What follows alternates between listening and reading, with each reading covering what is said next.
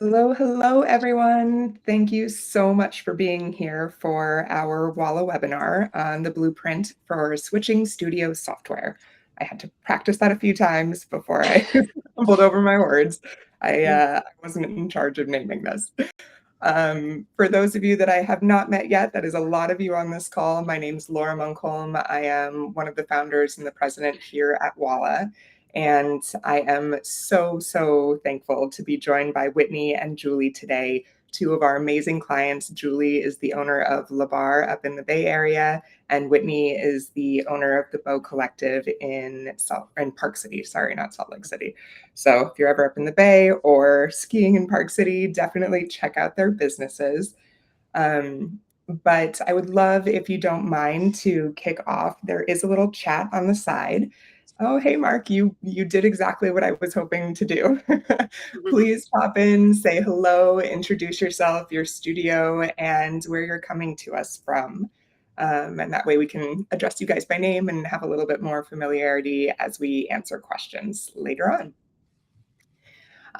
On that note, just quickly, housekeeping. If you do have questions throughout the conversation, there is a little Q&A button on the right side of your screen next to the people and the chat. So if you click on Q&A, that is the best place to ask questions, because in there I can mark them as answered or to be answered, and we can make sure we check those boxes and you're not left wondering and frustrated at the end. Okay, awesome. So the goal of this webinar is not to sit here and sell you a perfectly rosy, everything works 100% of the time situation. We know that one of the biggest challenges for studios thinking about switching software, particularly Mindbody, where maybe you've been on this platform as a business owner, prior to that as a teacher, maybe even before that as a consumer, it might be all you know. And our goal here is really to paint a very realistic picture of what the transition process is like, with two of our clients who have gone through it. Whitney, about a year-ish ago, right? Just a year. Yeah, there you go. And Julie, how many months now? Just a few months, about 4 months ago.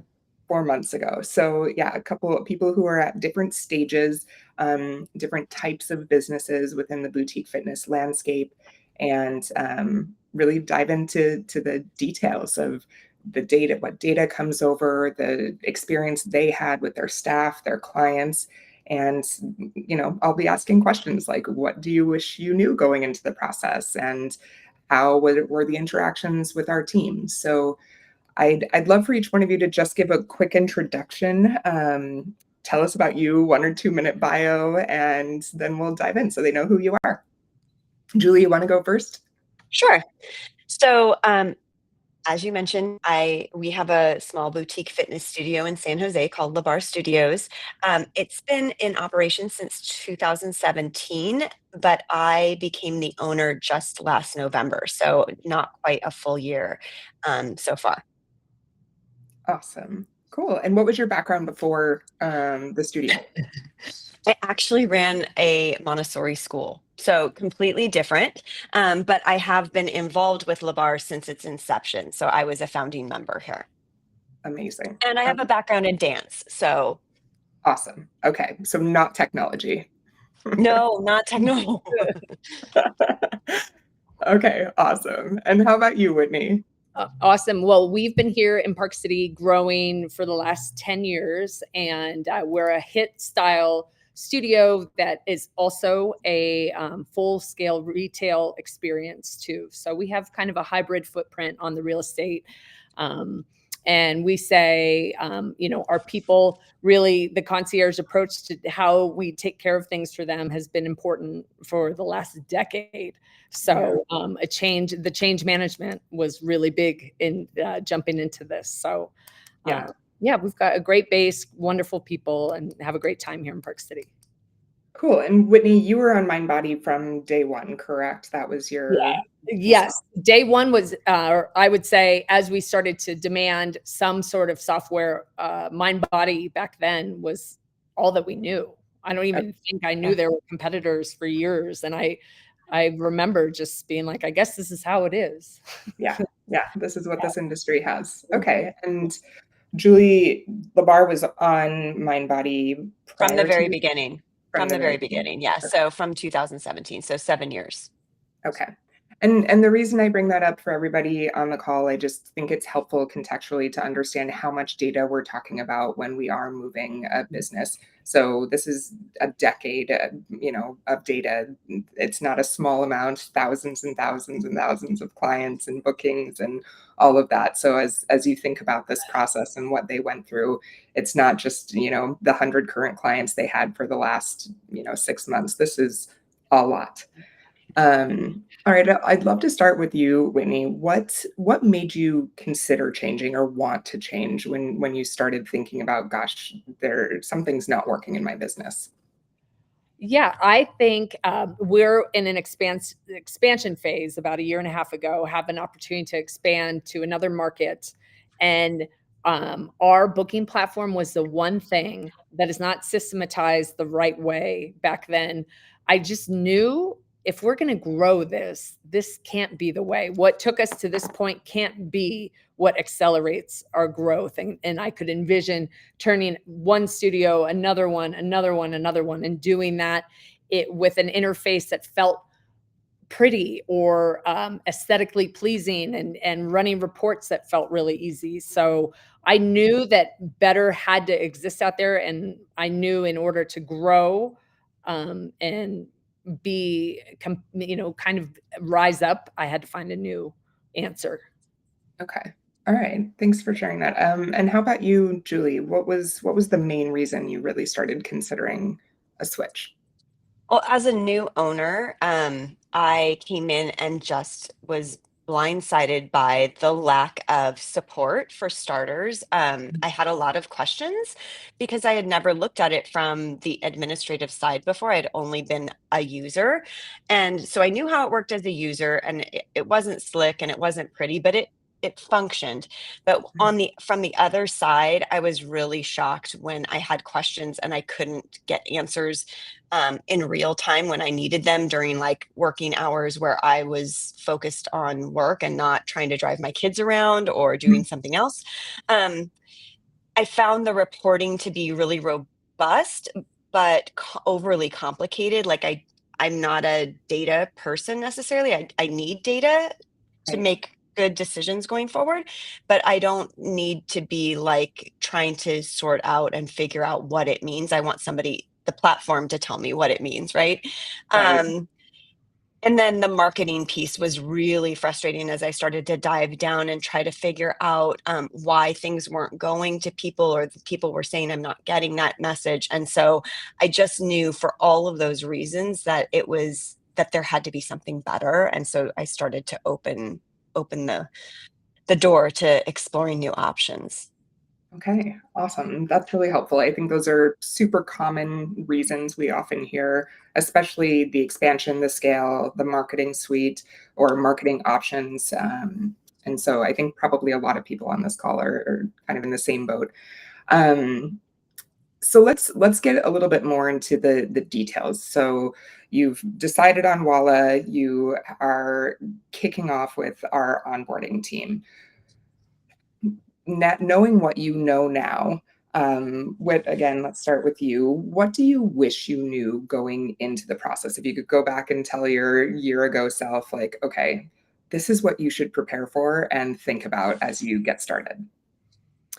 I think that change management is a continuous part of the cycle for months Hmm. after launch.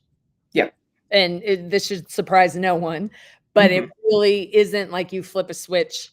And it is, as long as you can direct that change to your amazing clients with whatever enthusiasm you have, and stay in it, they'll come in any way with you. I think I maybe didn't know, like I was still going through kind of reiterating and reminding and changing, just to kind of, it was a process that was maybe a little bit longer Right. than I anticipated. I wish I maybe knew that it would still take like another quarter, but God, it was so worth it. Yeah. Oh, good. And how long did the official quote onboarding process from kicking off with Walla to actually being live on Walla, roughly how long did that take for you? It was about 6 to 8 weeks, and we structured it. We kind of called for it to be like that because it just Yeah. timed right after our slump and into a busy season, so we could reframe it that way. So it probably could have gotten done quicker, but we just slowed it down a little bit. Okay, awesome. And Julie, was that about the same time frame for you? Yeah, we did it in about 6 weeks, and I wasn't on any specific timeline. I just followed the lead of the onboarding team and said, what's ideal? And they said we could do it in 6 weeks. Okay. Okay, awesome. And then how about you? Anything that you wish you would have known going into the process, Julie?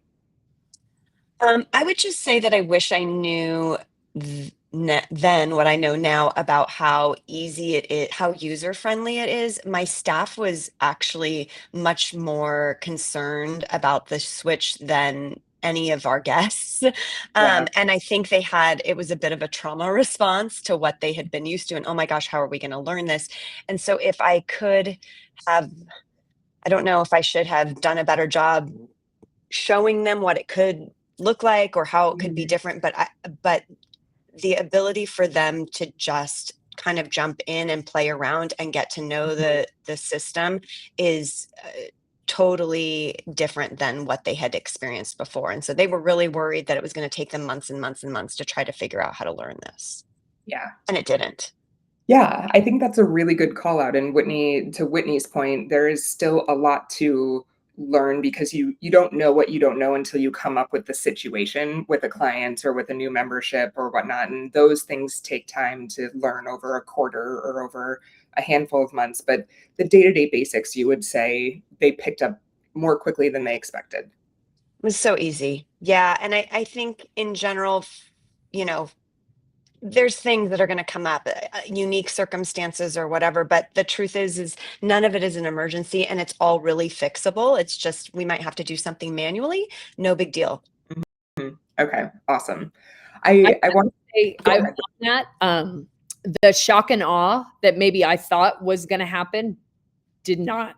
Like in the vein of the switchover was so delightfully seamless. Like it's so if sometimes that can be a real barrier to be like, I just don't want to disrupt the system. And Yeah.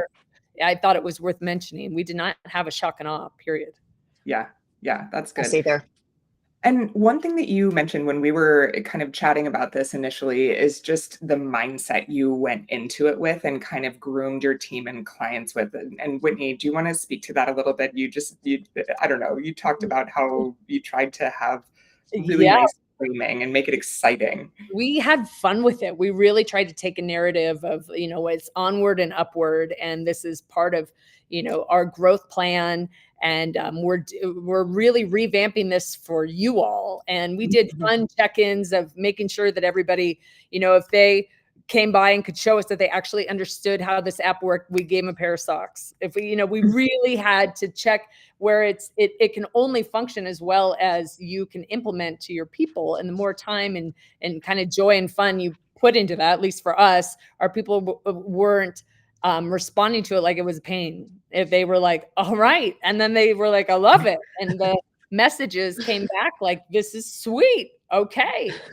So we had fun with it. We did giveaways. We did what class, who, if you can prove to us that you know how this system works, then you'll win this, or we'll do Right.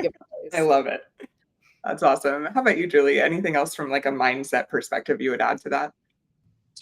I just think that, I mean, we just framed it as this is exciting. This is something that is going to benefit all of us. And I mean, we just sort of normalized the change. Like, this is what's happening. It's no big Mhm. deal. Everybody's going to get to go to all their classes. So don't freak out. And we're going to take care of you. And we did. Yeah, And we did. We didn't have to do very much, but I mean, it yeah, just happened. awesome. Now, just to get into a couple of the granular things, because I think a lot of people on this call, there are a lot of generalities, right, that we can say. But if there are a few specifics, like I know, Julie, you mentioned something about the user interface and just what things look like on the website and app. What advice would you give there? just like what you wish you knew before going into it.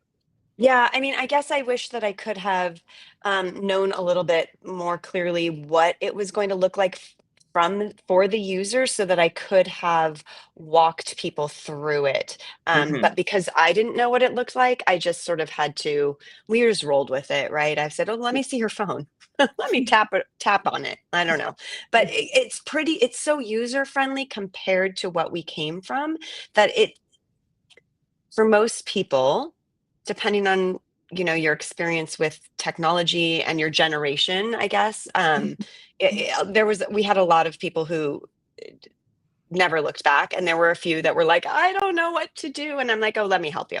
Yeah. Yeah, Yeah. it's a good call out because when you're in the process, when with onboarding, you're spending a lot of time behind the scenes in what you view in the software, not always thinking about what your clients are going to see. So that's a really good call out for those of you that are thinking about it. Make sure you spend a little time with you, and especially the staff members that have to deal with customer support in one way or another. Like, play around in the app or on the website and see what the widgets look like, or use one of our demo sites to do that so that you can make sure you've got familiarity there.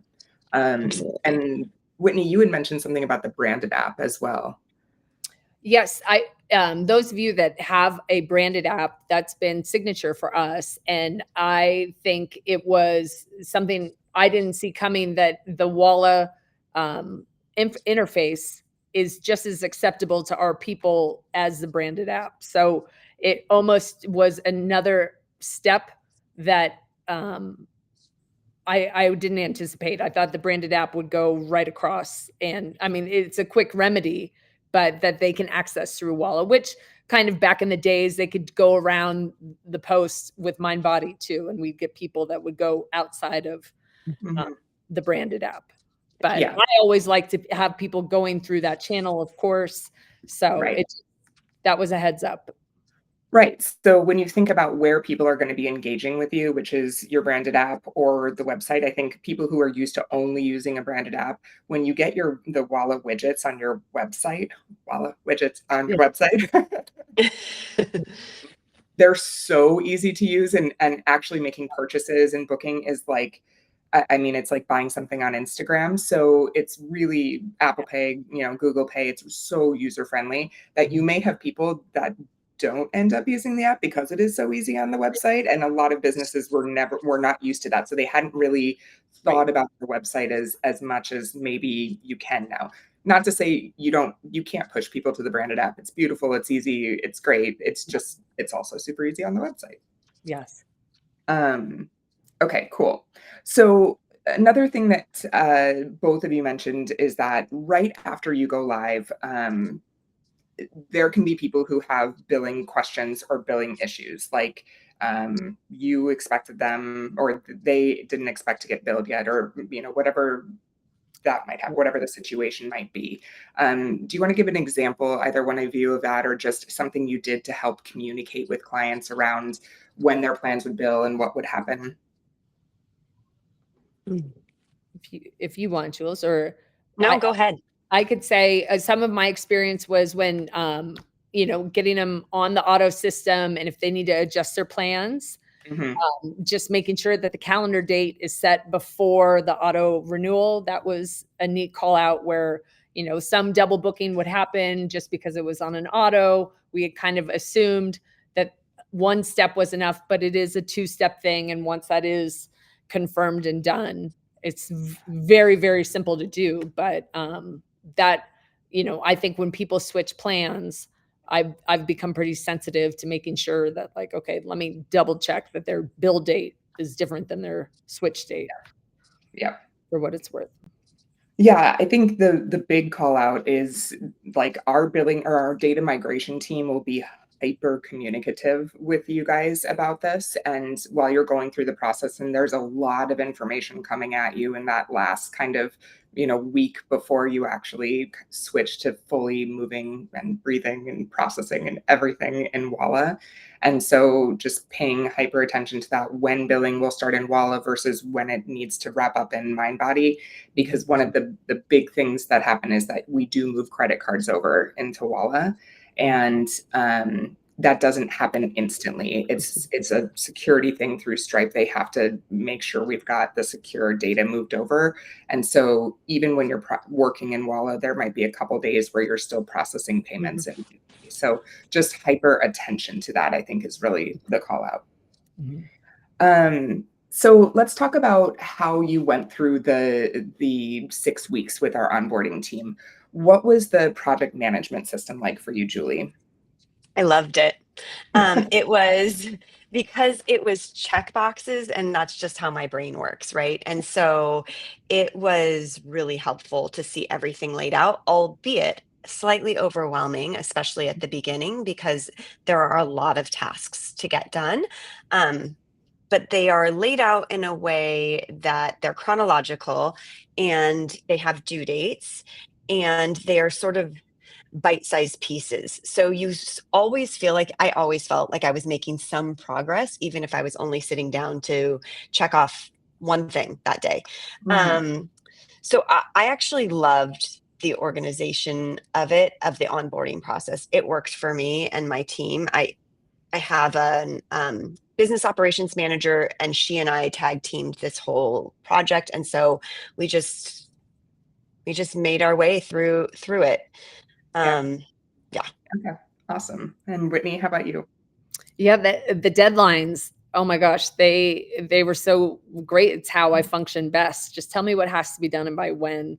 And the accessibility to, I'm not sure if I understand this, let me just ask a quick question. Okay, I'll work on it. It really is how we get to the finish line. And I never once felt like, I think this is the first time they're figuring it out. Like Rocket Lane was like a set plan that we're just executing. So I had some real peace of mind there, where I'm like, we're like tiny compared to what they've dealt with. Yeah. Okay. Awesome. Yeah. So for context, guys, we do have a full project management software. We're not like dumping you into a bunch of Google Docs that you have to keep organized. It's a very hyper organized system. And it links you out to videos or articles, or you can communicate with our team. So it's definitely, it was a lot of trial and error to get there. I won't lie. Like, as a business owner, we learn a lot through the first few migrations, first handful. And I think now we've gotten it to a place where it can be really effective. Yeah. What about the data migration piece of it surprised you? Julie, I know you had some feedback here. I did. I mean, when we came to data migration, I think this is the part, like, just personally, that I had the most anxiety about, because I'm like, oh gosh, I don't want to lose data. But we also cleaned up a lot of data in this migration, which is a beautiful thing now, and I'm so glad that we did it. But when we were working through it, it felt like, I mean, like, I had checked my boxes, and there was a time when it sort of felt like maybe the onboarding team was behind the deadline, and I started getting extra anxious about that. Like, are we going to be ready to go live on time?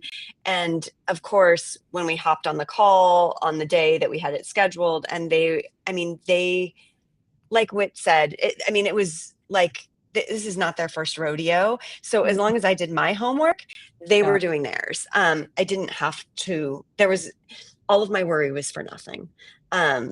And in the process, I got some really beautifully cleaned up data. So where we used to have, obviously, the last 7 years worth of all sorts of different memberships and plans, and we were able to sort of group them into what we can now call legacy plans. And anyway, it just looks prettier now and more digestible. Yeah. And how about for your clients? Did either one of you want to pipe in about your clients' experience with, seeing their data in the system afterwards? I mean, I can speak to that too. I think our guests were so pleased to be able to just even see their past history, which was something that just from the user end wasn't available in the same way, or the same viewable way in Mindbody. And so, because not only did everything transfer over, but now they're really able to see, oh yeah, I can see my next billing date, and I can see all of my past billing. I can see all the classes I've taken. I mean, their data was all there, and it was finally accessible to them, viewable to them. Mm-hmm. Okay. Anything to add there? What? No, I mean, just like you said, the transparency and the delight, like the interface is so much more delightful than I mean, gosh, they loved it. Nice They to loved hear. it. Good. Good. Okay, let's talk about just advice. So we've got a lot of people on this call and probably watching back recording uh, who are just kind of considering this, thinking about it, on the fence, maybe close to jumping in. What advice would you give them to make sure that this is a really smooth process? Because, and I'll be super honest with you guys, there are definitely migrations that are not 100% seamless. And oftentimes, a lot of it is going to come down to the owner's ability to, like Whitney said, meet deadlines for the tasks that you have on hand and to follow the process. So, we need to make sure there's a lot of open communication. But other than that, that would be mine, is like deadlines are really important and the team has a process for a reason. But anything else that you ladies would add? Jules? Create excitement around the process, because I think that that's key, that this is going to be better. And I would say divide the tasks if you can with somebody, find somebody who you can trust, who you can share these tasks with, and do it during a time when you can fully commit to it. We were fully in and for those 6 weeks. Not that that's the only thing I did for 6 weeks. It's not by any means, but it was a priority for 6 weeks. So if I had a deadline, I did it. And so maybe not doing it during their most busy season would be a piece of advice. Yeah. Okay. I would say if there's even one person on this call that's thinking about it, has that nudge that the business has either outgrown what they're using now, or if they just want better for themselves and the clients, do it. I probably left so much money on the table, like for years of just kind of winging it through Mindbodiness. And now I have run such a tighter ship, and I feel like I have like an ally and a tool and a bunch of support, that this machine can run in such a better way for the business and a better peace of mind for me. That if somebody who would have told me that a year ago and said, Whit, it's going to be a lift to get there, but you're probably leaving money on the table, and you're probably in this dread when you could be in delight. Oh, thank you. That's really nice. Yeah. I think one thing that I like to call out too is for those of you that are considering our marketing suite. The marketing suite in and of itself, if you already have a marketing platform, is also almost, although we're not migrating data from one platform to another, it's almost a migration as well, or like a transition as well. The marketing suite is completely embedded, like we built it from scratch in Walla. It's a part of our system, so it's beautiful that it's all connected. But it definitely takes another layer of thought process. So I don't know if either one of you have recommendations on, did you do all the building yourself? Did you hire somebody? How did you approach the marketing suite side of it? Sorry, I didn't prep you for this one, but I was just thinking about it.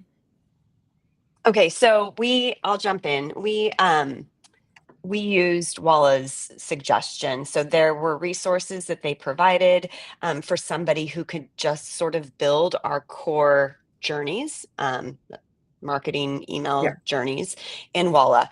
And so we used that person, and that was beautiful, because there's so much going on when you transition from one software to the next.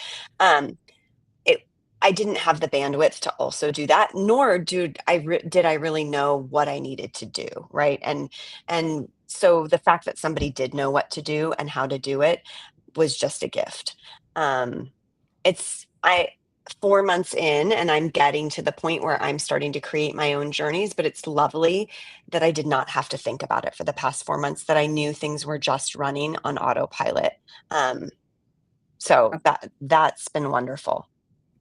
Awesome. Thank you. Yeah, and we're on our way to tapping in much more so to this automatic, magically way of connecting and doing this stuff. Because I mean, what it felt like an analog way of doing things. Now it's a few content creations and thoughts about what is really important to our people and what is important to the business and what might be campaign worthy, and really stacking the deck to have this run, as we say, automatically, and have it work for us. Magically. Yeah. I'm actually Love going that. to change the way I say that word now. It's automatically instead of automatically. So Yeah. it's a big saver. Awesome. Okay, cool. Um, Before we wrap into kind of the benefits, I do want to go back to a couple of the details because I realized we didn't talk about this one. Both of you mentioned in the what you wish you knew going into the process about clients that are paused. So if you have a business that allows people to suspend memberships or pause their memberships, any advice you would give there as you're thinking about or going through the migration? Do you want to take that one, Whit? Yeah, I mean, I think a call out, this just is the duplication or of charges that can happen if you almost don't take it just to scrub your base of clients and make sure I mean, it's good for them, it's good for you. It would just be, I think, that was something that we didn't anticipate because we didn't know it was a possible, and it was very quick to cure. But yeah, I would say take the opportunity, Jules, like you said, like getting to able to scrub your data and make sure your clients are in this clean ecosystem now, and their charging's right, and it's worth that extra a set of eyes or notice or double checking. Yeah. I think because Mindbody, you can just kind of pause somebody forever and they can sit in that state. And that's something we often see in data migration. So making sure you know who those people are and what you want to do about their memberships and communicate that with the onboarding team, because there are a few different kind of flags that we want to make sure people pay attention to. And one of them is pauses. I think that'll be a helpful trick for those of you going through. Okay, so lastly, I'd love to hear just as far as benefits are concerned. Obviously there is work involved in this. Like you said, it was pretty much your top priority for about 6 weeks of the business. I love, love, love, Julie and Whitney, that you guys kind of had dedicated people working with you on it. It's not just you in a vacuum trying to do everything all day. Dividing and conquering and having somebody that helps you own this project is great. But once you got through it and, were able to exist in this new environment, what do you think the biggest benefit has been so far to your business, Julie? The user experience, I think, has been number one. And I'm not just talking about people who were already members and who have like Walla downloaded on their phone, although it is a huge benefit to them. For me, and I'm one of those crazy people who also did a website build using Walla at the same time. But the actual ability for my website to integrate with my booking system has been a game changer for the business. People can purchase things so much easier. It's just fewer clicks, very user friendly. So I would say it's the game changer. It's changed this business completely. Thank you. And how about you, Whit? Yeah, I would say it's unlocked expansion for us. I now see how it's possible. Even those of you that maybe are thinking a couple studios down the line, even the franchise capabilities and the way that everything can speak and talk, that is kind of along the lines you're saying, Jules. Like I'm excited for so many people to come to be able to use with delight this type of app interface, billing system, And my team now can take and look at KPIs and things that we were like, what? And really have it generate by report and have it be that, okay, this is all in the system and ready to generate at any time. And I can reconcile the billing, and it's so clean, and things that, you know, maybe were there in Mindbody, but not really for the easy find at all. And so peace of mind and ability to go out and expand because this is so well healed. Yeah. Yeah. And thank you for bringing up just franchise businesses and larger multi-location, because that is something, the onboarding process is longer with larger businesses for sure. You know, it can be anywhere from, 8 weeks to a handful of months, but the process itself doesn't dramatically change. You're still dealing with a franchisee or one of the locations and migrating each one individually. We can do a handful in the same week or whatnot, but we definitely take the same care to understand the data. So there's no kind of bulk, hey, we're just going to slap you over into Walla.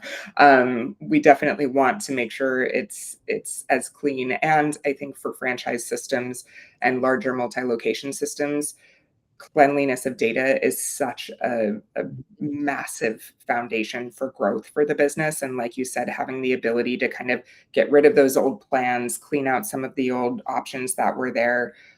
So reporting actually looks like the business looks today, and you're not constantly trying to click a million filters to try and remove people and add people from before. It makes such a difference. So as larger organizations think about scaling growth, a foundation of clean data is, it's irreplaceable. Okay, awesome. With that, hi Tiffany. Hi guys. Hi everybody. I'm just opening the chat right now. Does anybody have any burning questions, whether it's specific to the onboarding kind of steps or data, or just generally what you're sitting there kind of holding back, waiting for right now on the call?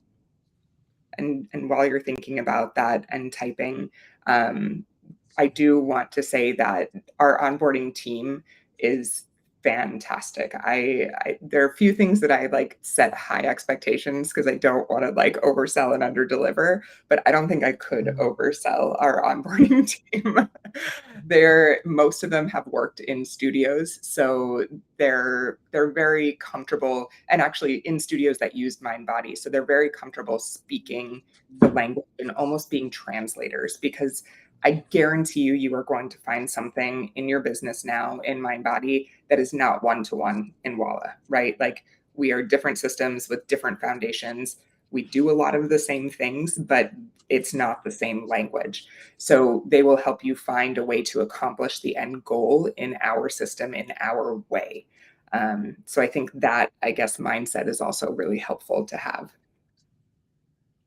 Okay. Tiffany said how hard it was to leave the old guy.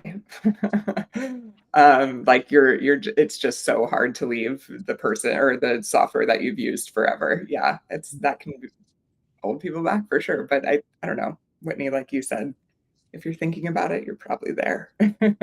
Yeah, there. How does Walla without the marketing add-on translate to more sales? So I don't know if anybody wants to take that with it. Like, if you're thinking about not using the marketing suite, I know both of you do, but is there anything you can pipe in there? We didn't start with the marketing suite. We added that as we started our expansion plans. So we went and started just without it. And I think it just kept it so much tighter. And there was great ease of first time use, and then great callbacks to convert, which I think maybe there was a part of us that kind of would let things slide, some loosey-goosey attendance with Mindbody. It was just kind of, we didn't want to disrupt anything, where I feel like Walla keeps such a nice task-based attendance setup that everything, even where I maybe would have been like, it's fine, it's like, nope, that's the drop-in fee. No. And so I mean, part of that could be what a new user error has been, but I would say just the integrity of the app and of the system, I know has meant way more cash collected than I maybe would have been out there doing. Yeah. That's a good point. We don't allow unpaid visits in Walla. That's a big I love difference. it. That is most people. Some people are scared about it because they're like, oh gosh, how do I do it? You can still book into your future billing cycles. Like that's not a problem. I know that's the reason why most people allow unpaid visits in Mindbody. So in Walla, if as long as they have a card on file that's not going to expire or hasn't failed, they can book into future billing cycles. But you yeah, they have to have some sort of payment method in order to hold a spot in a class. Where I know, I mean, when we have people run their unpaid visits report before moving to Walla, people are often floored by how much money they are owed by clients. Okay, Sarah's asking about biggest concern is letting go of all we've created in the Mindbody marketing suite and having to start over. How does Walla help with this? So, Julie, I think that's probably what you were speaking to before.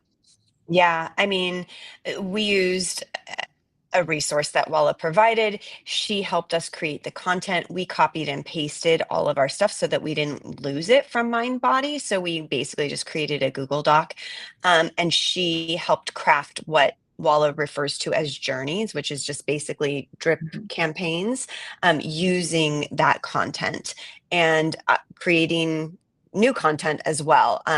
She had some really good strategic ideas on how, because she does this is her job, on how to help us sort of be smarter about which emails were going out to which clients and when.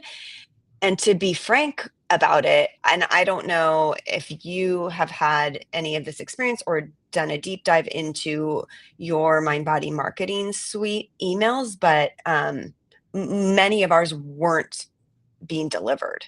And so now I'm able to see exactly how many people, it went to, exactly how many people opened it, exactly how many people clicked through for every single journey.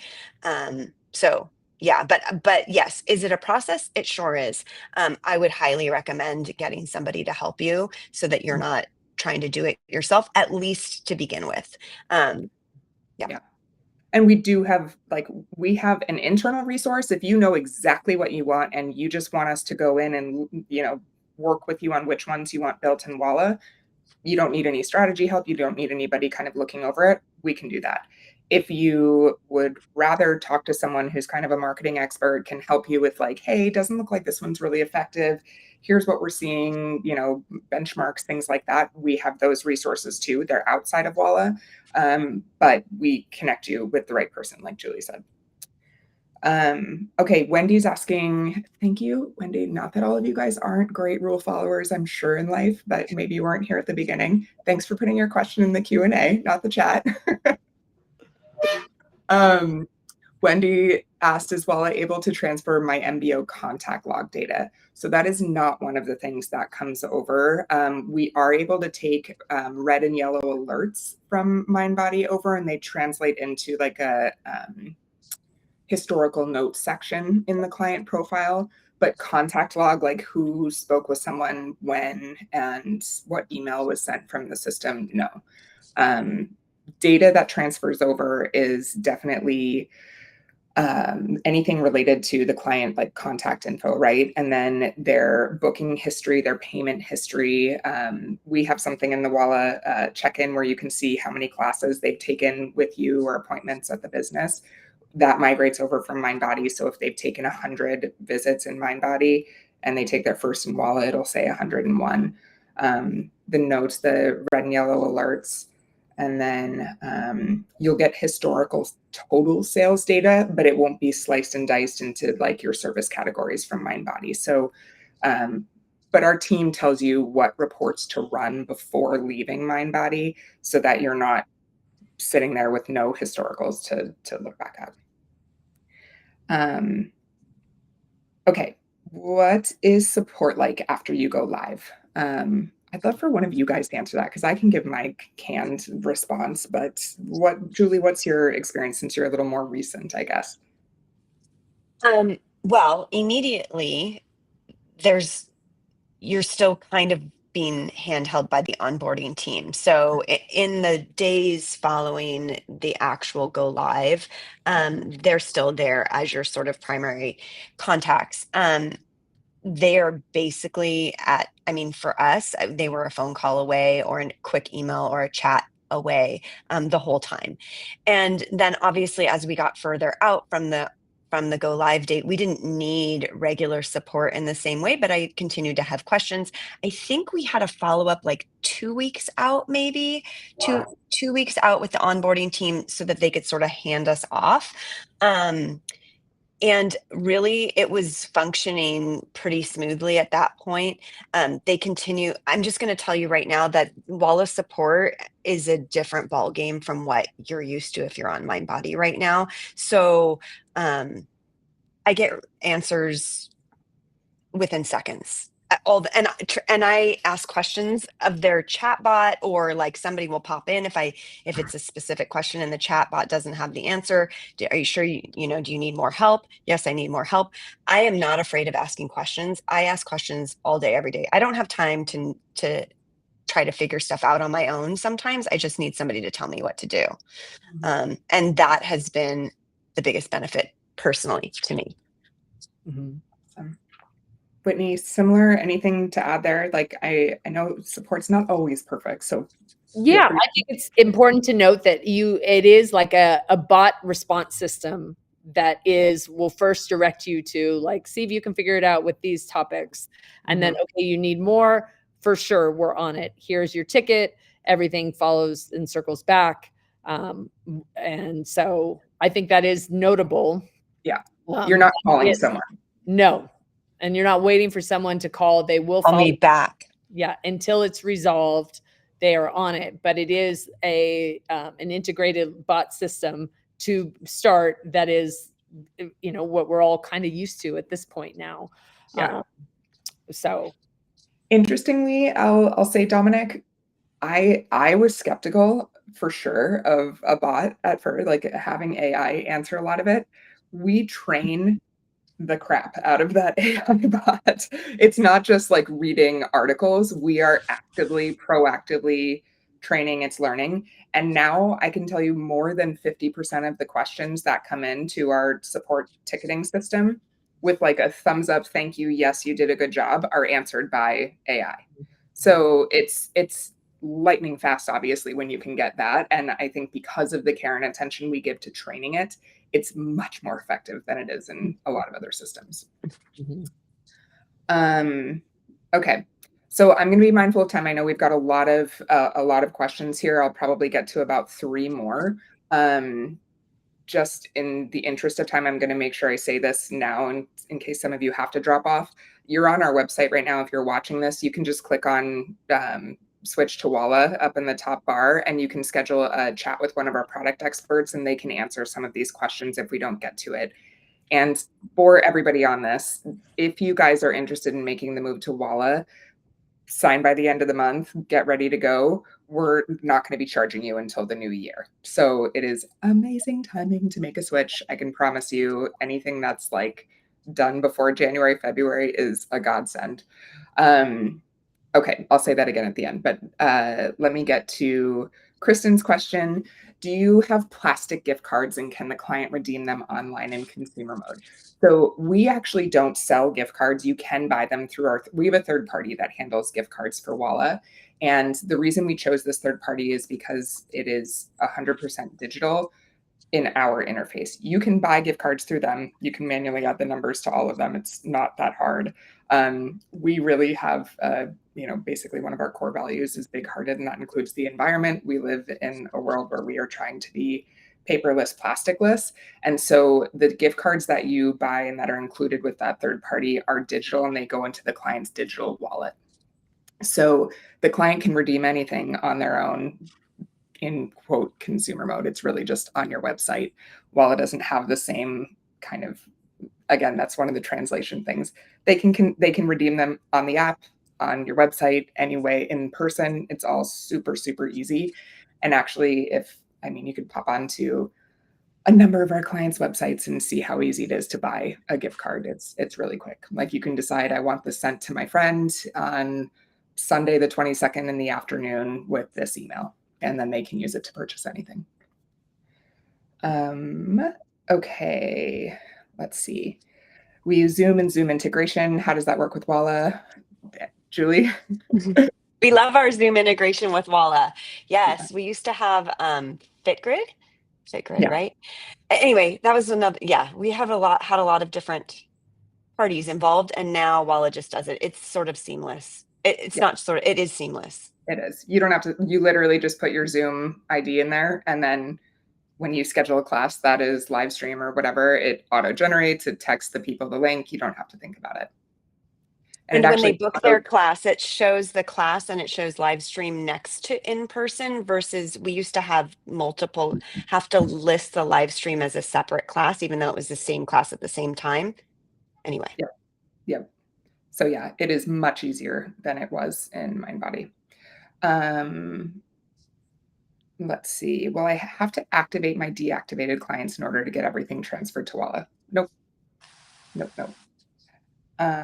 Okay, let me go back really quickly to the chat because I know there were a couple of other ones.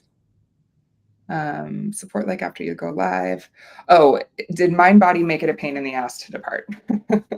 I don't think so. I think they're a pretty giant organization right now. They literally just have a department that's in charge of, okay, you're leaving.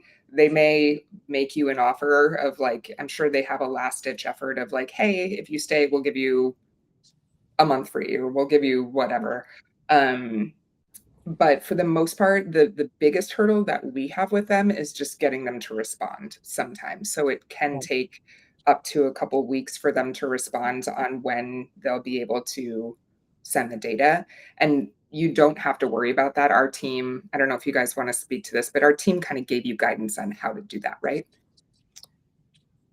Yes, all I really had to do was kind of honor the end of the contract that I had with Mindbody, and then pretty much just submit cancellation.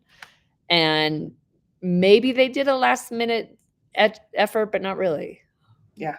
No, I mean, often they don't. They just are like, see ya. Yeah, exactly. So it was not maybe as painful as I thought it might be. I maybe had the same fear that you do. Yeah. Sometimes it's like, feel the love, man. I've been with you for like a decade. Really? Sarah, yes, Walla does have two-way texting inside the platform, and you can have that forwarded or like ping anybody on your team's cell phone if you want them to get a note like, hey, you've got a new message in Walla. But all of the two-way text communication, both automated and manual, is through Walla. Okay, last one. Oh, that's Kristen on plastic gift cards. Yes, they can. And Kristen, I think it's probably best, if you haven't already, to just schedule some time to go over some of the detailed questions with our product experts. So if you click on just up top on the nav, the switch to button, you can just put in your info there, and then you can dive into all of those. We got to let Whitney and Julie go soon because they're in their studios. Last thing, Tiffany, yes, meta leads funnel directly into Walla. They trigger immediately you can set them up to trigger a text message, an email. They will get communication within 10 minutes or less immediate. So pretty immediate on those leads. And yeah, we have a full CRM, so you can use that aspect of it too, to have your team see. Okay, awesome. Thank you, all of you, for joining. Again, if you are interested in scheduling a demo, please just click on Switch to Walla, and we do have this amazing offer right now. So if you're interested in making the change before the new year, you will not pay until the new year, and we are happy to get you in. Our onboarding team is lovely, and we're so grateful you spent the time with us this morning. So reach out if you have questions, hello@hellowalla.com.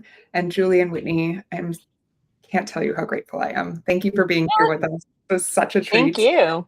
And we will talk to you soon. Thanks, everyone. Have a great rest of your Friday. Thank you.